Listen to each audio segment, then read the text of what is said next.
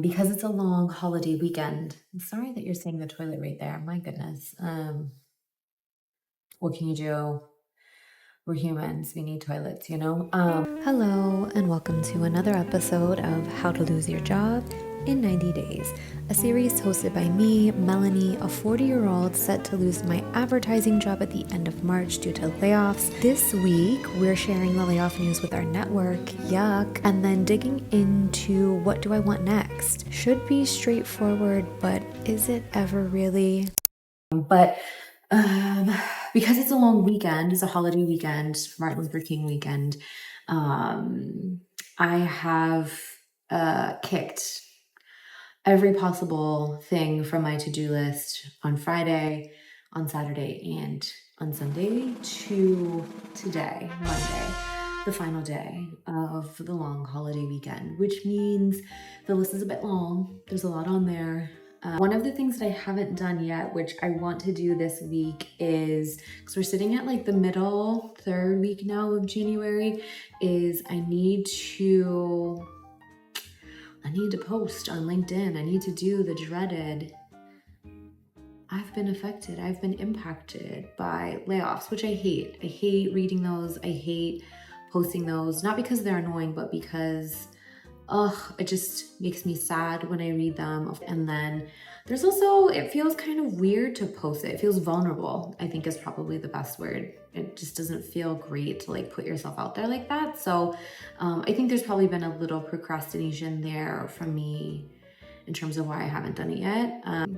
The two other reasons were I found out about the layoffs in December. And I mean, we all know the time between Thanksgiving and the end of the year is void of motivation,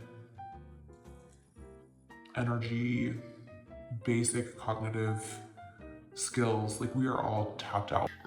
So I really thought, like, what's the point at this moment in time sharing something like this? Everyone is thinking about other things and not, focused on work. So let me just hold that. Let me just wait until we get back from the new year. People have like found their grooves again, remember what their jobs are, remember who their teams are, aware of what their teams might need. So hopefully it's just a more fruitful response. And the last reason is really because I want to be intentional and thoughtful with what I'm putting in there. So of course, letting everyone know the situation, but then thinking about what kind of opportunities related, like directly related to my current, job experience, skill set, all of that. What kind of opportunities am I open to considering and putting that in there? Because in theory, this should be the easiest way for me to find something else. But I know that I don't necessarily want to continue doing the same thing. So there is this weird tension with that idea. Like, am I using that as like a bridge between now and finding something more interesting to me in a long-term capacity? What am I curious about and what would I like to explore? Because I want to include that in the post. I want to put that out there to my network so I can start having kind of more casual, informational interviews, kind of virtual coffee chats with people who work in those industries, who work in those roles, to learn more, just to learn more about them. Like, there's a curiosity, but how much do I really know? And like, what do I need to do in order to understand if that's something I'd really want to pursue? So and I also remembered over the weekend that my incredible therapist, I just talk about codependent. I don't know how I would navigate without her. I've been with her, oh my God, for going on 6 years now, since 2020. So bless her. But at some point last year, she had shared this values exercise with me, completely unrelated to work. You can apply the exercise and like the results of that exercise to any facet of your life, really. But I was thinking it could be interesting to kind of revisit that under the context of work and what values are important to me at this moment in time, and does that help me kind of navigate or think about the industries the roles, the topics, you know, what am I interested in learning more about? So kind of being able to pull that, whatever insights, whatever, and maybe it's nothing, but maybe there's something useful that comes from that I can put into the LinkedIn post. So my coffee's ready, so I'm gonna make a cup of coffee. Well, here we are in the wild, and I'm giving you what I like to call the first sip shimmy. Didn't even spill, which honestly is impressive. And with that little boost of caffeine, I'm diving right into an exercise that I actually didn't even tell you about in the opening, so sorry about that. But this was, I really wanted to start with just like a baseline, good old pros and cons list. You know, the kind that you make when you're seeing someone and you're like, do I want to keep doing this? I'm not really sure. You open your notes app and just start, plugging away on pros and cons. I wanted to do that with my job just to get a gut check, a little pulse check. What do I like about it? What don't I like about it? And kind of put pen to paper on that. So that was step one for the morning. Well, basically I just dislike doing the job. No, that's not true. I kind of dove into it pretty quickly, and it was easy to start like outlining what I liked, what I don't like. It came pretty quickly, like naturally, which was great. I don't think I've thought about this for honestly since I decided to take this full-time role. It was helpful to kind of reevaluate and look at it again with from a new seat, from a different perspective. So what I do like is the mentorship component, developing, senior producers, associate producers. I really do enjoy that quite a bit. Kind of program management, and the way that I'm differentiating those is program management is more like the strategic development and positioning of a project, or the way we approach a project, how we develop that infrastructure of the project to make sure we're hitting on whatever that kind of strategic overview is. So that to me is super interesting, or making sure that we're pulling in the right teams, the right talent, the right expertise. That is interesting to me, and still something I really like doing, kind of creating playbooks, the infrastructure, the framework of how the team works and how the team can then implement those tools into how they manage projects. That's interesting to me. So that's helpful to know. And then I think the rest of it's really relationship building. So I developing relationships with cross-functional teams, figuring out how I can be a partner to them in identifying opportunities or developing opportunities for potential projects or projects that we're working on together. I don't even mind client relationships as long as the client's not an asshole. You know what I mean? That's great. So basically, setting the framework up, setting the path, and then passing it off and letting someone else run with it. That is cool. The running with it, that's a real quick no. That's a hard pass. Absolutely not. Very uninterested in that option. no, thank you. I would like to not run. Not for me.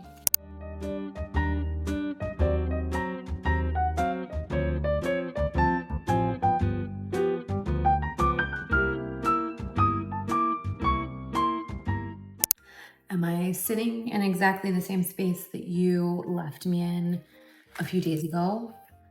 I am. That is correct. Am I here waiting for my coffee to finish brewing again? Yeah, I am. But basically, I didn't do the values exercise yet, and I didn't finalize what I wanted to post on LinkedIn yet because it's awkward. It's so, procrastination really is your friend when you just feel uncomfortable doing something. Even though I know it's not that serious, number one. Number two, that's what the network exists for. It still feels just shitty, or it just makes me feel uncomfortable, or I don't know if it's embarrassed or self-conscious, but it just feels, well, I guess it makes it feel very, very public and real, because when you do post it on LinkedIn, it is public and real. One of the things that I was thinking about this morning is how nice it is for me when I can help someone. So if I see someone, a colleague that I worked with in the past that posts something that they're looking for something or interested in something, it feels so good when I can help them, when I can, talk to them, have a conversation, hear what they're interested in doing, and connect them to someone. And maybe it helps them. If I enjoy helping other people, there's probably a decent chance that there are friends and former colleagues, current colleagues of mine who feel exactly that same way and who would be really, really genuinely happy to connect me to whatever I might need to kind of find my potential next place. So holding on to that, to get the courage to just get it together and post it. Just what I'm gonna do. That's what we're doing today. I might relocate to my office because, less of this, a little bit more of this. So we might change locations as soon as this coffee is done. But yeah, we're gonna freaking get it done today, or else. But in my procrastination, I did buy these beautiful flowers and arrange them. This is in a fucking factory. So I also deep cleaned my entire place. I'm very productive in my procrastination. It's just pretty clear that I will literally do anything aside from the thing that makes me feel uncomfortable. So, awareness is the first step, I think. Let's do this.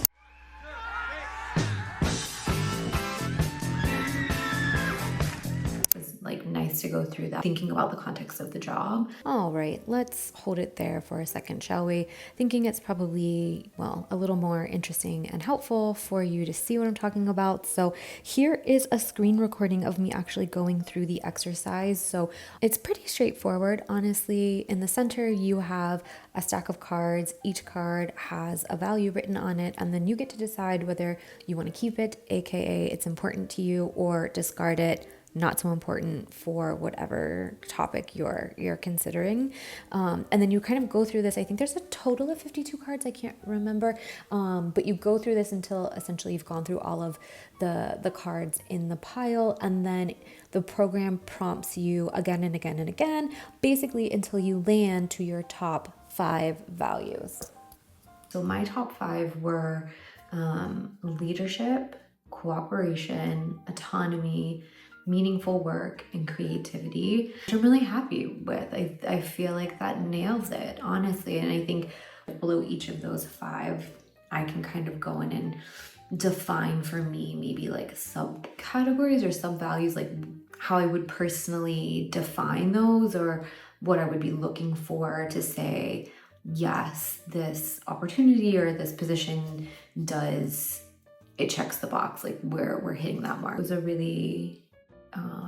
it was a fun and helpful exercise to do, and I could see it being helpful to kind of do the exercise with different areas of your life in mind, whether that's just generally relationships, where you live, I don't know, whatever you're into, man. I was able to work on my post for LinkedIn, and I landed on like 3 things I really wanted to hit on.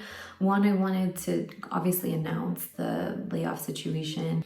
I wanted to also kind of give a shout out to the people that's, shepherded me into the agency, and they were really integral parts in kind of me landing this job and making the mark that I did. So I wanted to give them a shout, but also because they're leaders and really well recognized in the industry that I work in. So tagging them, I think, hopefully increases kind of the reach of my post, and who, by virtue of that, will see it. Hopefully, we'll see.